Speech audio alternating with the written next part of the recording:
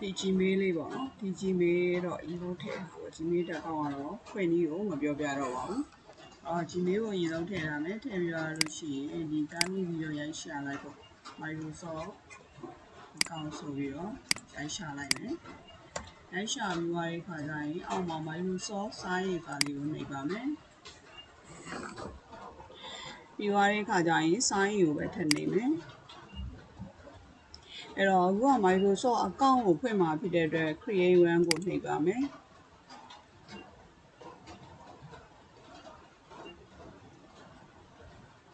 create one ကိုနှိပ်လိုက်တဲ့အခါကျရင်ဒါကတော့ account ရှိနေတာဖြစ်တဲ့အတွက်ပေါ့နော်အဲ့တော့ကိုကအသစ်ဖွင့်နေတာ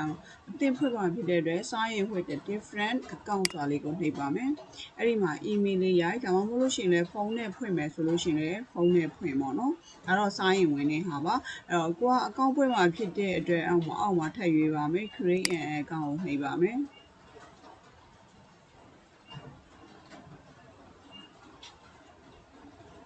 အဲ့ခါကြလို့ရှိရင်ဒီလိုမျိုးလေးပေါ်လာပါလိမ့်မယ်ပေါ်လာတဲ့ခါကြလို့ရှိရင်တော့စောစောကဖောက်ထားခဲ့တဲ့ Gmail လေးကိုဒီမှာရိုက်ထည့်လိုက်ပါနော်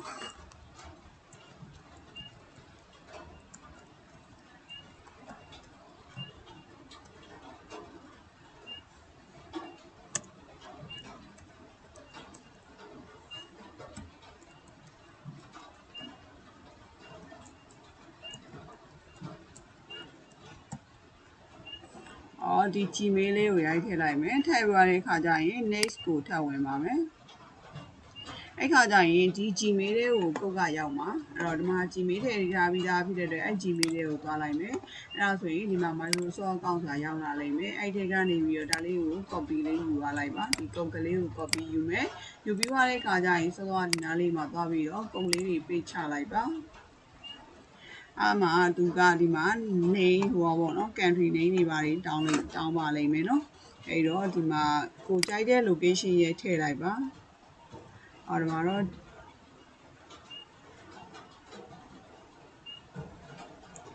ကြိုက်တဲ့ location ထည့်မယ်လားတွေလည်းကိုအဆင်ပြေရာရွေးထည့်လိုက်မယ်နော် session နဲ့ပြည့်ဖို့တော့လိုပါတယ်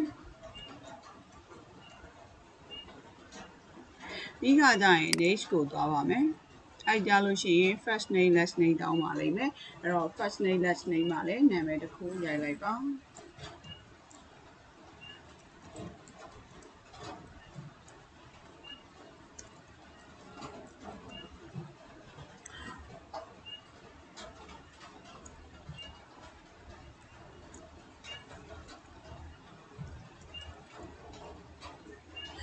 ရေးလိုက်မယ်ရေးပေးရတဲ့အခါကျလို့ရှိရင် next ကိုပဲထည့်ရွေးပါမယ်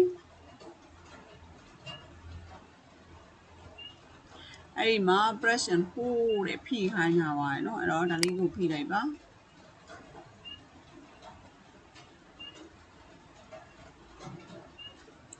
ဖိသွားပြီဆိုရင်သူကဒီလိုမျိုးလေးလုံးတင်းနဲ့တန်သွားပါလိမ့်မယ်ငကူလိုမဟုတ်တော့ပါဘူးเนาะ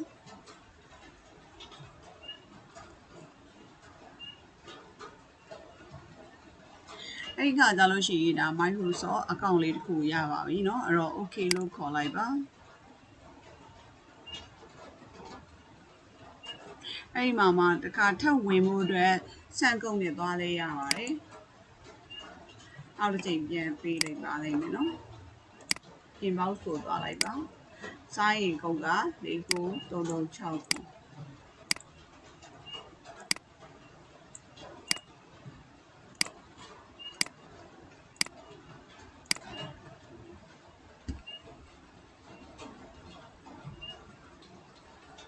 ဒါကလုံးဒီပေါ့နော်ပင်နဲ့သတ်မှတ်ချင်လဲရတယ်မသတ်မှတ်ချင်လဲ face တို့သွား fingerprint တို့ပါညာပေါ့နော်ဒီတစ်ခုခုပေါ့ပင်နဲ့ဝင်မယ်ဆိုလို့ရှိရင်လည်းပင်နဲ့ပေါ့နော်ပင်နဲ့ဝင်မယ်ဆိုလို့ရှိရင်လည်းရပါတယ် password နဲ့သူက no password ပေးထားပါတယ်ဒီမှာနော်စာရေးတို့ Microsoft ကောင်က no password app or code needs ပေါ့နော်အဲ့တော့ဒါကိုသုံးချင်လည်းရတယ်မသုံးချင်ဘူးဆိုလည်းskip for now နဲ့သွားလိုက်ပါဒီမှာလည်းအဲ့လိုပါပဲ skip for now နဲ့ထပ်ဝင်လိုက်ပါခါကြလို့ရှိရင်လည်း skip for now ကတစ်ခါပဲတောင်းပါတယ်เนาะခါနေရကြရင်လည်းနှစ်ခါတောင်းပါတယ် ဒါဆိုလို့ရှိရင်တော့ Microsoft account လေးရပါပြီကိုယ့်ရဲ့ဒီ information မှာပေါ့နော်ပုံလေးတွေထည့်ခြင်းလည်းရပါတယ်အဲ့တော့ info လေးကိုနှိပ်တယ်ဒီမှာ add photo ကနေပြီးတော့ကိုသိရင်ကိုယ့်ရဲ့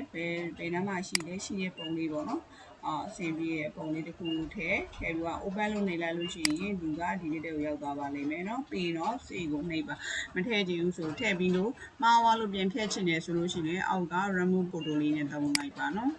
ဒီမှာဆိုရင်ဒါနေမာသူရဲ့ personal အတွက် birthday တွေ country name တွေရှိတယ်အကုန်လုံး edit နဲ့ပြန် change ခြင်းလည်းရပါတယ်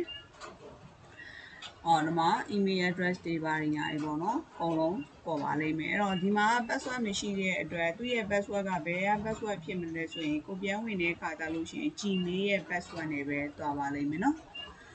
အားလုံးပဲဆင်ပြေကြပါစေ